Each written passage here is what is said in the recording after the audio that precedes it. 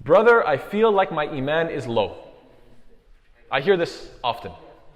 People come up and they ask me, and they say to me, what do I do? What new practice do I need to do? Is there a special dua? Is there something I need to do? My iman is feeling low. I don't feel like I have strong spirituality. And subhanAllah, one thing I want us all to consider, there's many different ways we can answer this question. There's many different things we could address. But one thing that I think is the most, perhaps, neglected, one of the most neglected aspects, is what about your work? If you're working 40 hours a week, that means about 1/4 of your life is being spent at work. Do you feel that your job every day is a spiritual experience that is boosting your iman, that is getting you closer to Allah subhanahu wa ta'ala, or not? Most people would say, well, no, I have essentially two personas. There's the me that goes to work, does the job, focuses on the dunya, and it makes me feel dirty and gross. It makes me feel like I'm just too materialistic. And then I come to the masjid and become a better version of myself. And so my response is that this is exactly the problem. The issue is that you are not recognizing that your work is an act of ibadah. The fact of the matter is that when you work, you're supposed to be getting closer to Allah subhanahu wa ta'ala. How can you do so? First and foremost, the job has to be halal. That's obvious. I hope that goes without saying. Anything you're doing, if you're doing a haram job, then obviously this is not going to get you closer to Allah, and that should be clear. But then what else? What should you be striving for when you work? You should be, number one, striving for justice. You should ensure that whatever job you're doing, that even if it's against your own interest, even if it's against your own profit, even if it makes you look bad, you are trying to do what? Establish justice at work. If you do this, then what does the Prophet ﷺ tell us about this? What do we learn? The Prophet ﷺ says something so powerful and so beautiful. إِنَّ الْمُقْسِطِينَ عِنْدَ اللَّهِ عَلَى مَنَابِرَ مِن نُورٍ عَنْ يَمِينِ الرَّحْمَنِ عَزَّ وَجَلَّ. Subhanallah. What a powerful hadith. The Prophet ﷺ says that those who are just, the people of justice, they will be with Allah subhanahu wa ta'ala on pulpits of light, on the right side of Ar-Rahman Azza wa Jal, on the right side of the most merciful, in a way that befits His Majesty. Imagine this, that the Prophet ﷺ is describing a scene on Yawm al-Qiyamah that we can't even imagine, that there will be certain people that are close to Allah. Why? Because they fought fi sabilillah, because they fought as warriors and died for Allah's sake? Yes, I hope that that is the case, and there are many ahadith to prove that. And inshallah we will see that, but that's not what's being highlighted in this hadith. Is it the fact that they memorized the Quran? Is it the fact that they gave da'wah and converted thousands of people to Islam? Inshallah, yes, those people, those righteous people will be close to Allah Ta'ala on Yawm al-Qiyamah, but that's not what this hadith is focusing on. This hadith is saying by just being a just person, establishing justice. So you're every day at work and you're saying, Ya Allah, I didn't just get up this morning as a routine. I didn't just wash up and go to work and do the transactions, sell this, buy that. I didn't do this as routine. Ya Allah, I'm doing this with the intent of getting closer to you by establishing justice. Why? Because I know that every moment, every second that I'm in this job, working hard and being just in my job, then inshallah is getting me closer to you on Yawm al-Qiyamah, being on those pulpits of light. Imagine this is your attitude. Can anybody honestly say that if this is their thinking every morning when they wake up and throughout the day as they work, if this is your attitude, do you really think you're going to be feeling spiritually depleted? Do you really think that you're going to feel weak in your iman? No, rather the exact opposite. Because every single day you're working hard and it's getting you closer to Allah. So yes, ask yourself, do I strive for justice? Number one. Number two, do you strive for honesty? Do you strive to speak the truth? So many ahadith on these subjects. The Prophet ﷺ was once asked, سئل النبي صلى الله عليه وسلم عن أفضل الكسب فقال بيع مبرور وعمل الرجل بيده. That the Prophet ﷺ was asked, what is the best kind of earning? The Prophet ﷺ said what? An honest sale and a man's working with his own hands. Bay'un mabrur, that is something that is honest, sincere. That it was a sale that everything was clear. You didn't, hide any information. The person knew exactly what they were getting into, and both parties were perfectly satisfied. This is the best kind of earning. And as long as you work with your hand, implying what? That you don't freeload off of others, rather you're a hard worker, you've developed a skill set, and you're getting paid to implement it. This is the best earning that you can have. The Prophet ﷺ also says, التاجر الصدوق الأمين مع النبيين والصديقين والشهداء. That the truthful and trustworthy merchant, the person who is involved in selling, again, this is not the sheikh or the alim, this is not the hafiz, this is not the mujahid, this is the merchant, just somebody working their job. You might think of this person as somebody just regular or mundane, but yet, subhanAllah, the one who is honest and does so with sincerity and is trustworthy, then he is with the prophets, the truthful, and the martyrs. Subhanallah, what a high status. What a gift from Allah subhanahu wa ta'ala, just to be sincere and honest in your work. The Prophet says what? خَيْرُ الْكَسْبِ كَسْبُ يَدِ الْعَامِلِ إِذَا نَصَحَ. That the best earnings are the earnings acquired by the worker's own hands when they are sincere. Nasaha, nasiha. We all know the hadith, ad-dinu nasiha. To be real, to be sincere. From the bottom, you have to have from the bottom of your heart this sincerity that I'm serving this individual. I'm trying to do this job well. It doesn't matter what it may be. You may be cutting a person's hair, but you're doing it with the sincere intent to do the best. You may be selling them something. You may be driving them somewhere. You may be making a meal, but you're doing it from the bottom of your heart. I want to make this, even if it's making a burger. I want to do this so that when they bite into it, it's delicious and it gives them the energy they need. I want to do it with ihsan. SubhanAllah, if you have this attitude, imagine that all of these ahadith apply to you. All these ahadith about being with the prophets and being on pulpits of light and so on and so forth. That this is the best of earnings. You have such reward waiting for you. How then can anybody say, I don't feel like I'm going through a spiritual experience, my iman is low? SubhanAllah.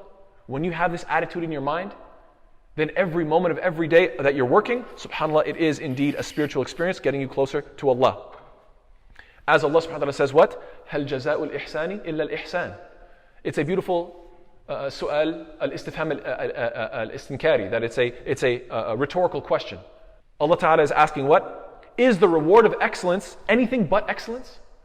That Allah subhanahu wa ta'ala is asking, is it possible that when you do something with excellence, when you do your absolute best, when you do something with ihsan, do you really think that you're going to get anything except the best in the akhirah? Of course not, is the answer. Of course that's what you're going to get.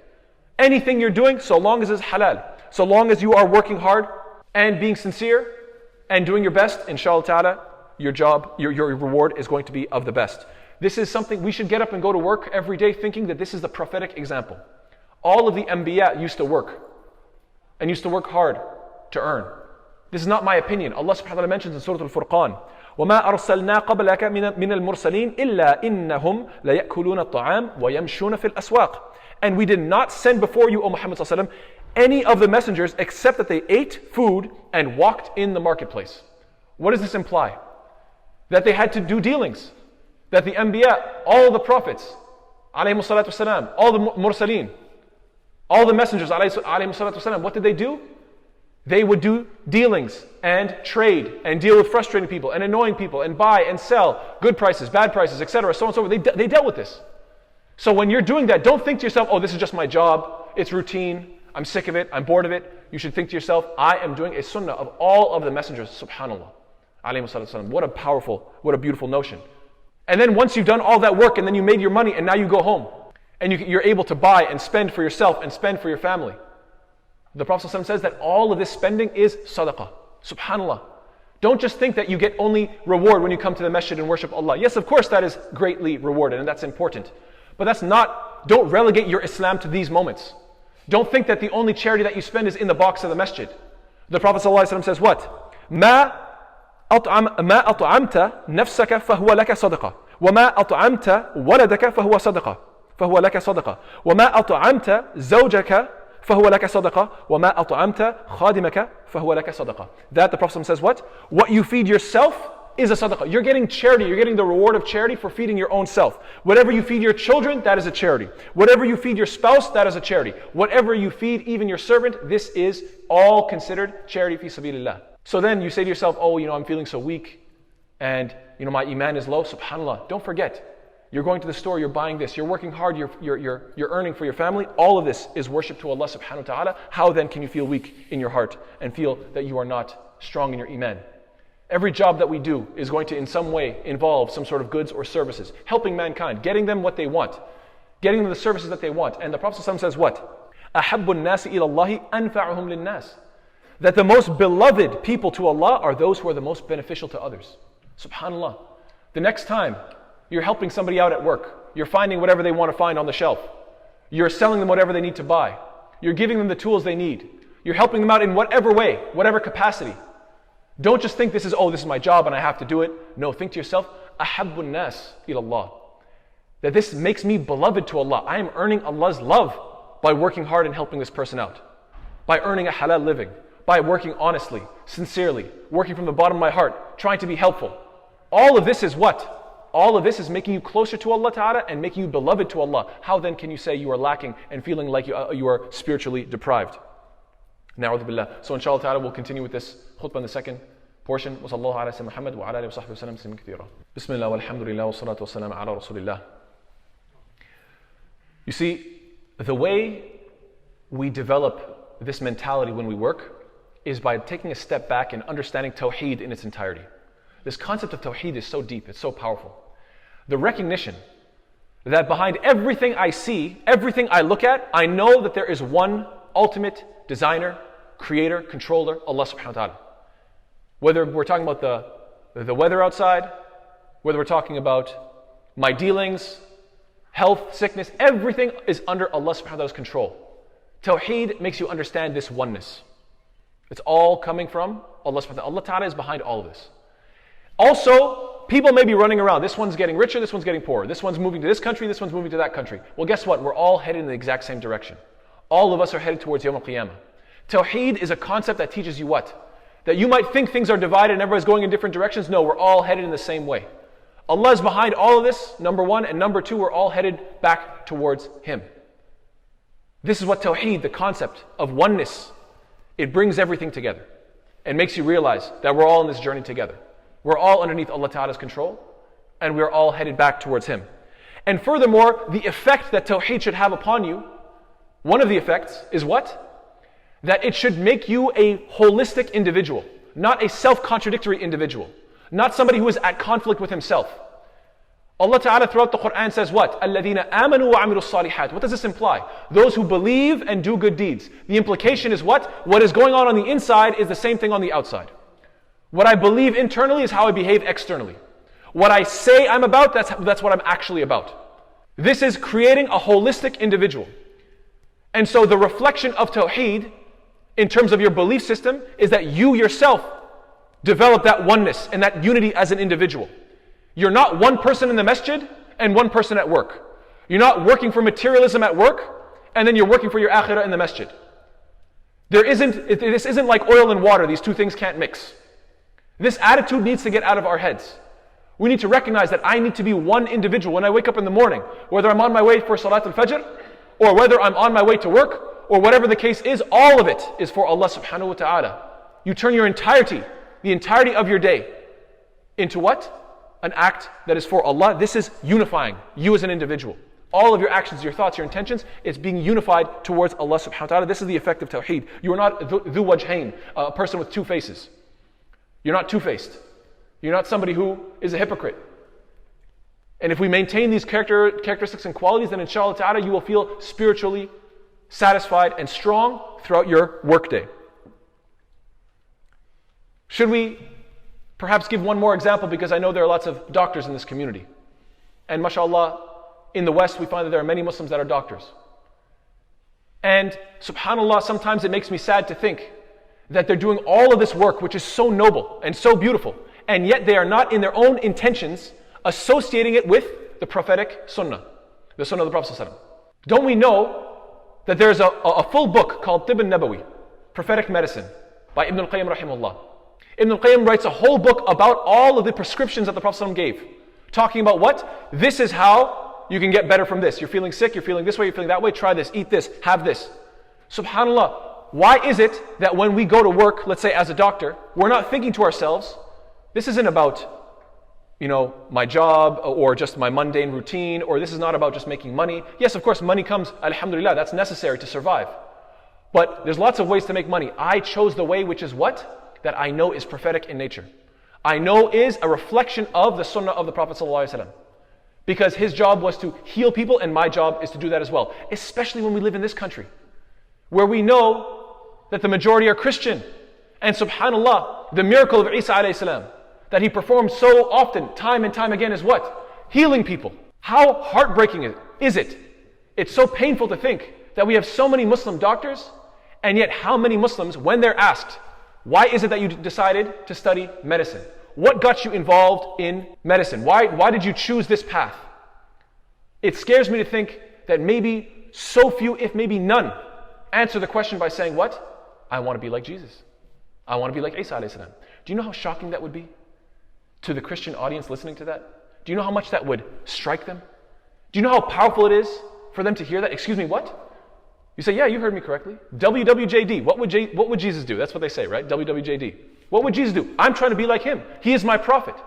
On Yawm al-Qiyamah, when people are being separated, I want to be on his side. I want to be with him and all of the other prophets. And I know it's not enough to just say I love him and then not act like it. If I really want to prove that I love him, I need to be like him. And so I know that Isa alayhi salam was sent to this earth, and part of his miracles were what? To heal people, and I want to be just like him. That's why I do medicine. You tell that to your colleague at work, your Christian colleague at work.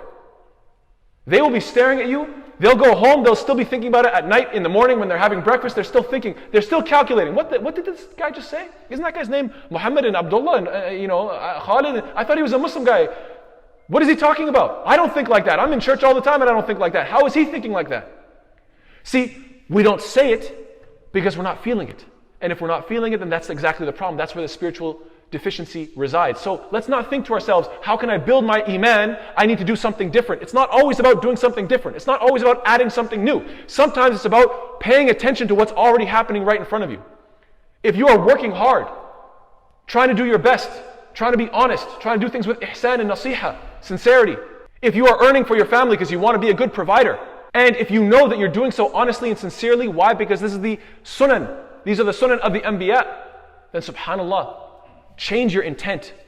Remember that this is all ibadah, getting you closer to Allah Ta'ala, and you will feel that spiritual boost bi'idhnillahi Ta'ala. Yes, we should remember that it's not just about Isa alayhi salam or the Prophet sallallahu alaihi wasallam and this book Tib al-Nabawi and many other books like it. We find throughout the Quran, there are so many stories that don't just revolve around worship. Yes, of course, there's Zakaria alayhi salam mentioned that he prayed in his mihrab, his at night he would pray. And same thing with Dawood alayhi salam, these things are mentioned. Yes, these acts of worship. But what about, let's say, for example, the story of Dhul Qarnayn? The story of Dhul Qarnayn does not highlight how he was praying all night and worshiping Allah. What does it highlight? Being a good politician. Being somebody who stood up for justice. Why would Allah subhanahu wa ta'ala mention this story if worship is only relegating to praying and fasting and charity and so forth? No. What about just being a just person, standing up for what's right? What about the story of Yusuf alayhi salam? The story of Yusuf alayhi salam, one of the longest stories, consistent with no breaks in the whole Quran. And subhanallah, even though yes, of course, there are moments that talk about him praying and making dua and so on and so forth, what you find mostly is that the great act that he did was what? He saved Egypt. Through what? Through being an amazing manager. He had ihsan in his work. He said, I know how to deal with the drought coming up for the next 7 years. If we manage things correctly, I can save people's lives. He was just an excellent, you could say, government employee. And by doing that, Allah Ta'ala made a whole surah about him. The whole surah is just about this. How can we then say that, at work, I'm one person, and then at the masjid, that's when I do my worship? How can we have this attitude when this whole surah is highlighting that when you work hard and you do excellent and you serve people, this is ibadah? How can we not see this powerful message? So I hope we've given enough examples. And I hope and I pray that inshallah ta'ala every single day when we wake up in the morning, that when we go to work, we have in our mind, Ya Allah, this is getting me closer to you. Ya Allah, this is to please you. Whatever I'm doing throughout the day, I do it with sincerity. I do it with honesty. I do it to establish justice. Ya Allah, I'm doing this because it's a sunnah of the Prophet ﷺ. Ya Allah, I'm doing this because when I serve the people, I want to make sure that I am the most beloved person to you. And we know that those who are the most beloved to Allah are those who serve humanity. When we have these ideas, these ahadith, and these ayat of Quran, and the examples of the anbiya, when we have them in our mind, then subhanAllah, I feel that many of us who are saying, I'm feeling spiritually weak, you will find that will go away. That your iman will boost up, and it will make you stronger in your deen, and make you want to worship Allah Ta'ala even more. May Allah subhanahu wa ta'ala make us of those who are sincere to Him throughout our work day. May Allah Ta'ala make us of those who are honest and stand up for justice when we work. May Allah subhanahu wa ta'ala make us of those who keep us away from haram earnings and only work for halal. May Allah subhanahu wa ta'ala make us of those who are sincere to our work so that we are providing for our families. May Allah make us of those who remember the sunnah of the anbiya when we are doing our work. Ameen ya Rabbil Alameen.